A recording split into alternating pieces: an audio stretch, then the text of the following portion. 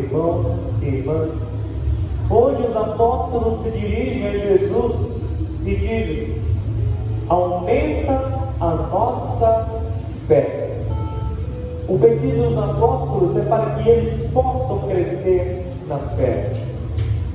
E Jesus responde: se vós tivesseis fé, mesmo pequena. Jesus nos ensina que a fé, por mais que seja pequena, se for verdadeira, ela pode alcançar na nossa vida grandes milagres. A fé gera milagres. E Jesus dá um exemplo: se vós tivesseis fé, mesmo pequena como um grão de mostarda, poderias dizer a esta moreira: arranca-te daqui e planta-te no mar. Veja que Jesus aqui lhe dá dois grandes milagres, porque esta moreira tem raízes profundas, e o mar não é o lugar da plantação de uma árvore. Jesus nos ensina que se tivermos uma fé pequena, mas sólida, os milagres começam a acontecer na nossa vida. A primeira leitura da profecia de Abacuque dizia: o justo viverá pela fé. Mas afinal de contas, o que é fé? Como nós podemos alimentá-la? Como ela pode crescer? E qual é o milagre que a fé realiza em nós? Fé é um dom de Deus. E sendo um dom de Deus, primeiramente vem de Deus.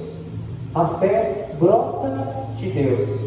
A fé é uma virtude teologal. É Deus que nos dá a fé. Deus fala conosco. Deus fala conosco e nós respondemos. Quando eu respondo, eu manifesto a minha fé. Então fé é o encontro entre duas vontades. A vontade de um Deus que quer falar comigo e a minha vontade de responder a esse Deus que me ama. A fé é um encontro de amor. É o encontro de Deus comigo. Por isso se dá na oração primeiramente. A fé começa na oração, quando eu começo a responder a Deus. Deus se antecipa falando comigo, mas eu corro ao encontro de Deus e respondo com minha fé. Aí quando eu encontro Deus, então a minha fé é robustecida. Fé, ao mesmo tempo que é palavra de Deus na minha vida, é resposta humana. E aí a vontade de Deus se encontra com a minha vontade. Fé é simplesmente eu aderir à vontade que Deus tem para a minha vida. É eu aceitar aquilo que o Senhor preparou para mim. Fé é eu crer naquilo que Deus tem preparado para mim, naquilo que Deus me revela, naquilo que Deus me fala. Por isso que São Paulo diz: a fé entra pelos ouvidos. Eu tenho que parar para ouvir Deus. Antes de Deus dizer: amarás o Senhor teu Deus com todo o teu coração, Ele diz: escuta, Israel. Antes da fé vem sempre a escuta. Se eu não escutar a voz de Deus, eu não terei fé. Se eu não escutar a voz de Deus, eu não irei amá-lo. Quando brota a fé em você, e você começa a se alimentar da oração, você começa a se alimentar da palavra de Deus, você começa a procurar o Senhor.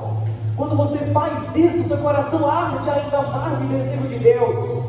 A fé vai só crescendo, porque você tem fé, tem desejo de Deus.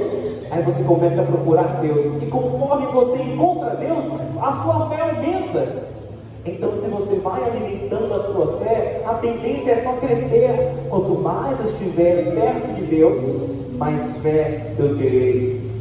Não somente estar perto de Deus, mas alimentar minha fé pelas orações, pelo jejum, pelos sacramentos, pela Eucaristia. Se eu não alimento a minha fé, ela vai diminuindo também. Algumas pessoas dizem: a minha fé está diminuindo. É só você olhar que você se afastou de Deus. Basta um único dia para que você caia no desespero. Você trabalha a vida inteira para ter fé, mas no único dia longe de Deus a sua fé desmorona. O único dia longe do Senhor a sua fé esmorece. Não adianta dizer que eu tenho fé se eu estou longe de Deus. Não existe fé em Deus fora dele. Não existe fé em Deus se eu não estou com Ele. que eu creio em Deus. Se Ele me diz: vinde a mim todos os domingos rezar a Eucaristia, guardai um dia para mim. Deus te deu 7 dias na semana e diz: guardai um dia para mim, santificai um dia para estar comigo. Ao menos uma vez na semana é necessário estar diante de Deus para você robustecer a sua alma, para você abastecer o seu coração. Se você estiver longe de Deus, a sua fé não irá crescer. Você terá fé até o momento que você pecar contra a fé. Pecou contra a fé ela diminui. É necessário não pecar contra a fé. E quais seriam os pecados contra a fé? Não ler a palavra, não estudar o catecismo, não rezar, duvidar das coisas de Deus, a incredulidade.